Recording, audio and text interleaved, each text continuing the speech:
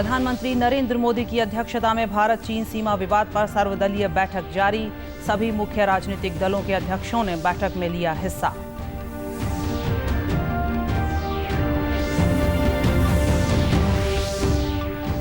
प्रधानमंत्री नरेंद्र मोदी ने अंतर्राष्ट्रीय योग दिवस के अवसर पर साझा किया वीडियो। मुख्यमंत्री मनोहर लाल ने लोगों से घरों में रहकर ही योग करने की अपील की।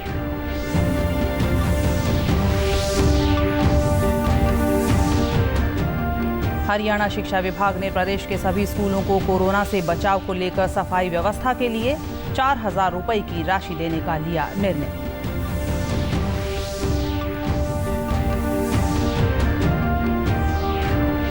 और भिवानी जिला प्रशासन ने कोरोना संक्रमण को रोकने को लेकर लॉन्च की ऐप। नागरिक कर सकेंगे अपनी ट्रैवल हिस्ट्री अपलोड। नमस्कार, मैं रूपा महलावत। अब समाचार विस्तार से। प्रधानमंत्री की भारत चीन सीमा विवाद पर चर्चा के लिए बुलाई गई सर्वदलीय बैठक जारी है। बैठक में सभी मुख्य राजनीतिक दलों के अध्यक्ष वीडियो कॉन्फ्रेंसिंग के जरिए शामिल हुए। बैठक का मुद्दा लद्दाख से जुड़ी चीन की सीमा की स्थिति और विशेष रूप से गलवान घाटी में वर्तमान स्थिति पर चर्चा करना है। गलवान घाटी में 15 और 16 जून के बीच की रात भारतीय सेना के 20 सैनिक मातृभूमि की रक्षा करते हुए शहीद हो गए थे। हालांकि इससे पहले उन्होंने चीन की सेना को भारी क्षति पहुंचाई। प्रधानमंत्री नरेंद्र मोदी ने यह ऐलान किया है कि शहीदों का बलिदान व्यर्थ नहीं जाएगा। चीन को सख्त संदेश देते हुए उन्होंने यह भी कहा है कि भारत शांति चाहता है, लेकिन भारत को उकसाने पर हर हाल में निर्णायक जवाब भी दिया जाएगा। इसके साथ ही उन्होंने यह भी भरोसा दिलाया है कि भारत अपनी अखंडता और संप्रभुता की रक्षा करने के लिए हर परिस्थिति में सक्षम है। प्रधानमंत्री नरेंद्र मोदी ने 13 पंथीय आचार्य श्री महाप्रज्ञ जी की जन्म शताब्दी समारोह को वीडियो कॉन्फ्रेंसिंग के माध्यम से संबोधित किया। पीएम ने अपने भाषण में आचार्य श्री के जीवन से शिक्षा लेने की सलाह दी। उन्होंने कहा कि आचार्य महाप्रज्ञ जी ने हम सबको एक स्वस्थ व्यक्ति, स्वस्थ समाज और स्वस्थ अर्थव्यवस्था का मंत्र दिया। आज की परिस्थिति में उनका यह मंत्र हम सब के लिए बहुत बड़ी प्रेरणा है। प्रधानमंत्री ने विश्वास जताया कि जिस समाज और राष्ट्र के आदर्श हमारे ऋषियों और संत महात्माओं ने रखे हैं, हमारा देश जल्द ही उन संकल्पों को सिद्ध करेगा।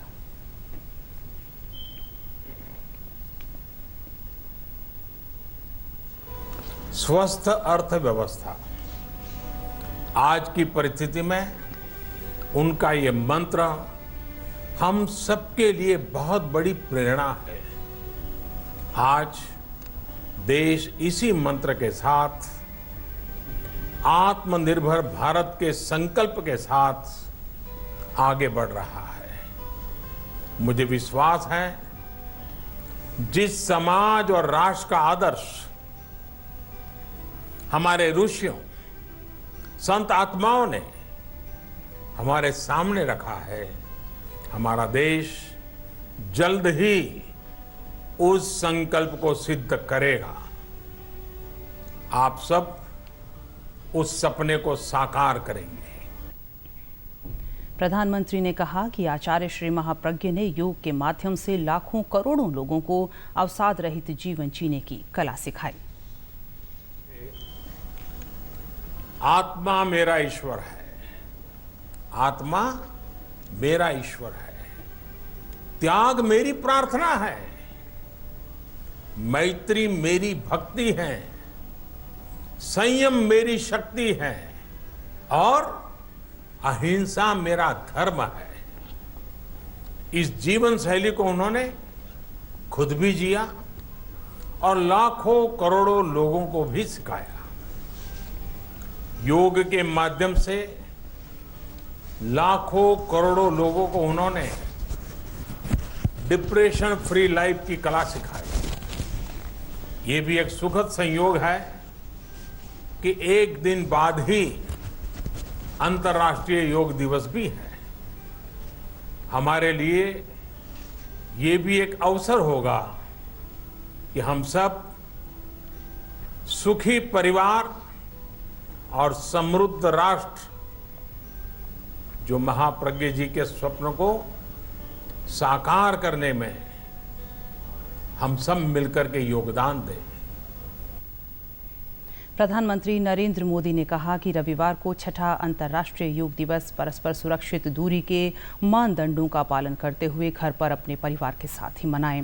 एक वीडियो संदेश में उन्होंने कहा कि योग दिवस एक सार्वजनिक आयोजन होता है, लेकिन यह असाधारण समय है और इसलिए हमें इसे घर पर रहकर ही मनाना होगा।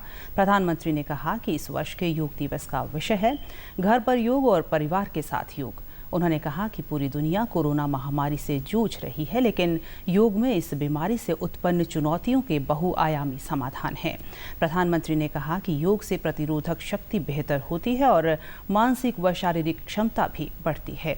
उन्होंने कहा कि योग में मानसिक, शारीरिक और मनोवैज्ञानिक चुनौतियों से निपटने की क्षमता है। प्रधानमंत्री ने कहा कि कोरोना से उबरने के बाद इस बात पर अधिक ध्यान देने की जरूरत होगी कि रोगों से कैसे बचा जाए। उन्होंने विश्वास व्यक्त किया कि इससे योग को लोकप्रिय बनाने में मदद मिलेगी।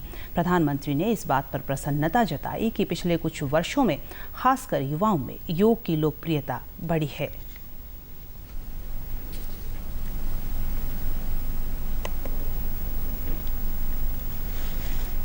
Friends, greetings on the 6th International Day of Yoga.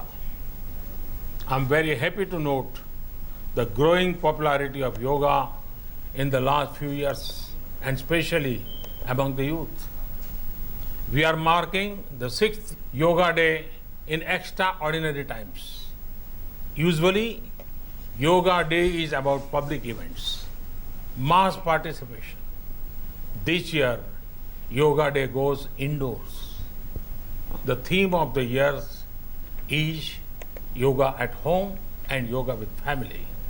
Friends, the world is fighting a pandemic of monumental scale, but yoga provides multi-dimensional solutions to the multiple challenges COVID-19 has brought.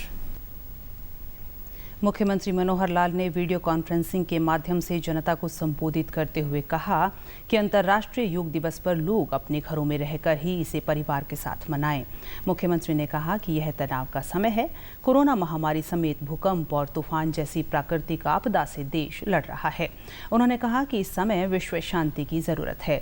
मुख्यमंत्री सभी योगाचार्यों और योग गुरुओं से appeal करते हुए कहा कि वे लोगों को योग के जरिए विश्व शांति प्राप्त करने का संदेश दें।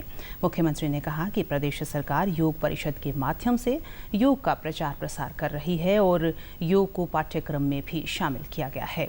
उन्होंने कहा कि सरकार इस दिशा में निरंतर प्रयासरत है। अपने घर में अपने अपने परिवार के नाते से इसको कार्यक्रम को करें और एक संदेश ये हम दें, इस योग के माध्यम से हम सांसारिक इस ऊहापोह में, क्योंकि ये समय बहुत तनाव का समय चल रहा है। हमको जैसे पता है कि विश्व में एक लड़ाई जैसे आसार बन रहे हैं। प्रकृति भी हमसे लगता नाराज है। कोरोना के साथ साथ कहीं भूकंप हैं, कहीं और प्रकार के यानी तूफान सरीखे भी कार्यक्रमों का जो प्रकृति की ओर से हमको दिए जा रहे हैं। ये एक ऐसी उथल पुथल ऊहापोह चल रही है। इस समय में विश्व शांति की हर प्रकार से हमें आवश्यकता है। मैं समझता हूँ अंतर्राष्ट्रीय योग दिवस को लेकर हरियाणा योग आयोग व आयुष विभाग की तरफ से पलवल के गांव करमन में योग प्रशिक्षण शिविर का आयोजन किया गया, जिसमें लोगों को योगासन कर स्वस्थ रहने का संदेश दिया गया। योगाचार्य रामजय सिंह ने लोगों को विभिन्न योग क्रियाओं के बारे में जानकारी दी। उन्होंने कहा कि योग के माध्यम से हम असाध्य बीमारियों को दूर कर सकते हैं। हर व्यक्ति को प्रतिदिन योग जरूर करना चाहिए। योगाचार्य ने कहा कि योग हमारी प्राचीन धरोहर है। योग से हमारी आंतरिक शक्ति, संवेदनशीलता और अंतर्ज्ञान बढ़ता है। योग करने से किसी भी प्रकार का रोग, तनाव, अनिद्रा और अन्य बीमारियां नहीं पनपती है। योगाचार्य रामजय सिंह ने बताया कि देश व दुनिया में कोविड-19 महामारी की वजह से 21 जून को अंतर्राष्ट्रीय योग दिवस इस बार ऑनलाइन मनाया जाएगा।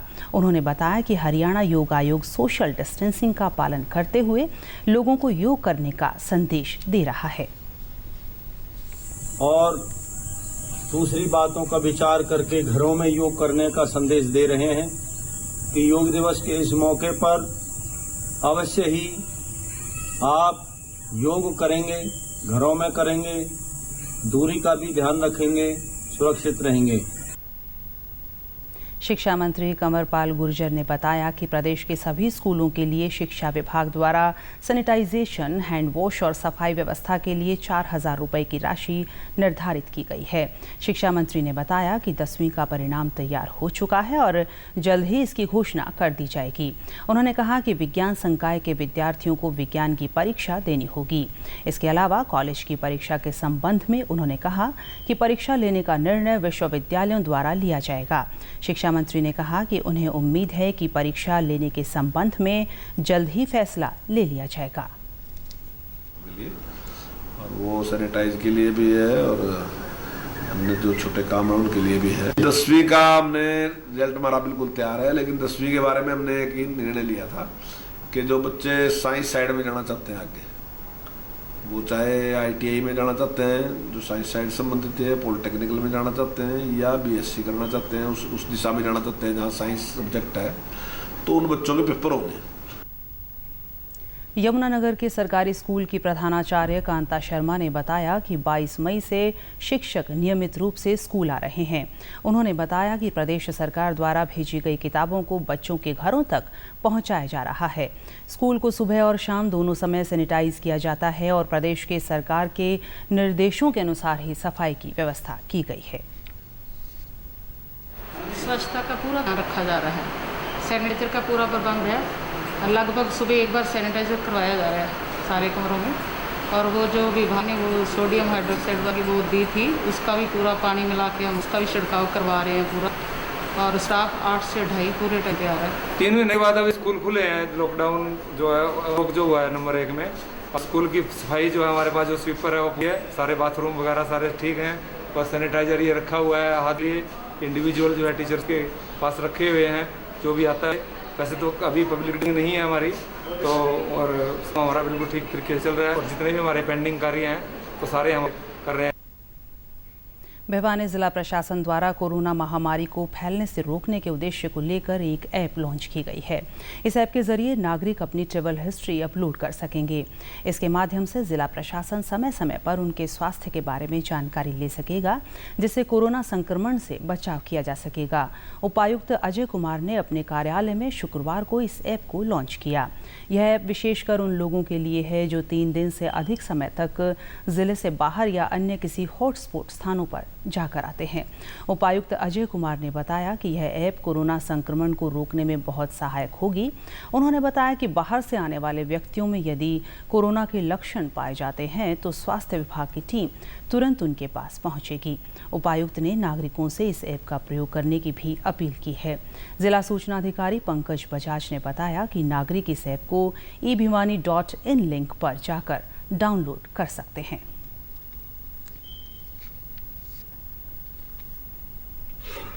आज हम एक ट्रैवल रिलेटेड इंफॉर्मेशन पोर्टल जो है वो लॉन्च कर रहे हैं। इसका जो URL है वो eBhiwani.in है और इसके जो लिंक्स हैं वो हमने डिस्ट्रिक्ट वेबसाइट पे डाल दिए हैं।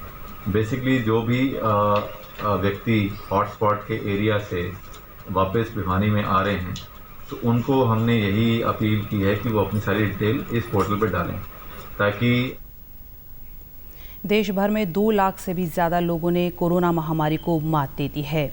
देश में रिकवरी दर 53.79% से भी अधिक हो चुकी है। वहीं अब तक 3,80,532 लोग इस वायरस से संक्रमित हुए हैं।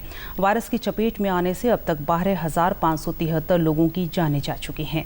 स्वास्थ्य मंत्रालय के मुताबिक अब तक 2,04,710 मरीज ठीक हो चुके हैं, जिसके बाद देश में सक्रिय मामले 1,63,248 हैं।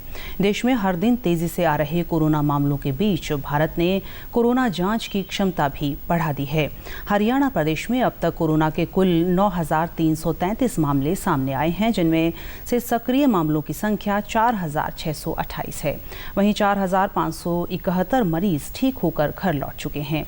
प्रदेश में अब तक कोरोना महामारी के कारण 134 लोगों की मौत हो चुकी है। प्रदेश में रिकवरी रेट 48.98% है। प्रदेश से जुड़ी खबरों को विस्तार से जानने के लिए आप हमारे साथ फेसबुक, ट्विटर और यूट्यूब के माध्यम से भी जुड़ सकते हैं। हमसे जुड़ने के लिए आप हमारे सोशल मीडिया हैंडल को फॉलो कर सकते हैं। रविवार को हिसार व भिवानी में पिछड़ा वर्ग वर्चुअल संवाद कार्यक्रम का आयोजन किया जाएगा। हरियाणा विधानसभा के डिप्टी स्पीकर रणबीर सिंह गंगवा कार्यक्रम के मुख्य वक्ता होंगे। रणबीर सिंह गंगवा ने बताया कि कोरोना संकट के बीच डिजिटल माध्यम से प्रदेश की जनता के साथ सीधा संवाद काफी महत्वपूर्ण है। उन्होंने बताया कि अनेक पदाधिकारी और कार्यकर्ता सोशल मीडिया के माध्यम से संवाद कार्यक्रम से जुड़ेंगे। डिप्टी स्पीकर ने बताया कि कार्यक्रम के माध्यम से सरकार की योजनाओं का लाभ वंचित वर्गों तक पहुंचाने के विषय पर चर्चा की जाएगी और नई योजनाओं को लागू करवाने के संबंध में भी विचार विमर्श किया जाएगा। हम अलग अलग मोर्चों के, हमारी पार्टी के अलग अलग मोर्चे बने हुए हैं, उनसे भी हम अभी वर्चुअल संवाद करने का काम करेंगे। उसी कड़ी के अंदर ओबीसी मोर्चा जो हमारी पार्टी का है, उसकी हम 21 तारीख को 12 बजे से लेकर के 1 बजे तक 1 घंटा का टाइम है, उसमें हम। और अंत में इस बुलेटिन के मुख्य समाचार एक बार फिर।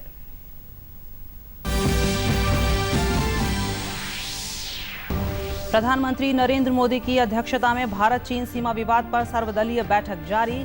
सभी मुख्य राजनीतिक दलों के अध्यक्षों ने बैठक में लिया हिस्सा।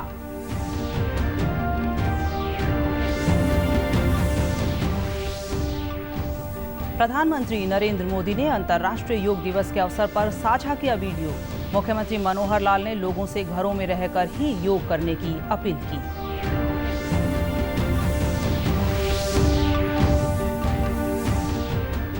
हरियाणा शिक्षा विभाग ने प्रदेश के सभी स्कूलों को कोरोना से बचाव को लेकर सफाई व्यवस्था के लिए 4,000 रुपए की राशि देने का लिया निर्णय।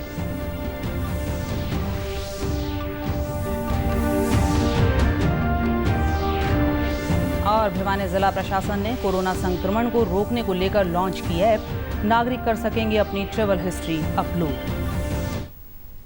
समाचारों में आज इतना ही। नमस्कार।